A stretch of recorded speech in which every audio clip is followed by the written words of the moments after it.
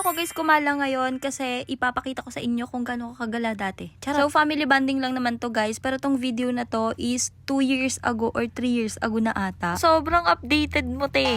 At pupuntahan namin is sobrang layo sa bahay namin. So 45 to 1 hour siya guys bago makarating doon. After nga namin makarating dito ay nagtatampisaw na yung mga yon. Oo, hindi kami inintay. Medyo nalit nga lang pala kami ng punta dyan kasi nga may mga inasikaso pa din ako. So nadating nga namin pagkain agad yung hinanap ko kasi nga sobrang ngatal na ako kasi sobrang gutom. Hindi nga din pala kami nagdala ng masyadong madaming pagkain kasi baka masira. Kaya after ko kumain, nagbis na din kami ng mama ko kasi late kami nakarating dito kasi nga may mga inasikaso pa din kami. So guys, talaga yung plano na talagang di sinasabi ko sa inyo, may mga plano tayo sa buhay na talagang hindi natutuloy. Kaya kung ako sa inyo, wag niyong planuhin para matuloy. Hala, joke lang. After nga kumain, nagpalit lang din pala ako ng pang ilalim para after namin uminom, charot lang. Dediretso na lang sa pool talaga para mahulasan. So ito, naglagay lang ako dito ng lipstick na para bang hindi ako iinom. Pero hindi naman talaga ako guys masyado umiinom. Like konti-konti lang. Kasi ayaw ng mama ko na umiinom kaming magkakapatid. Tapos yun, pagbalik namin, may pusa din nga pala dito sa resort. So sobrang hilig ko guys sa pusa as in. Tapos mga kasama lang din pala namin dito is mga cousin ko. Tapos nagdala kami ng isang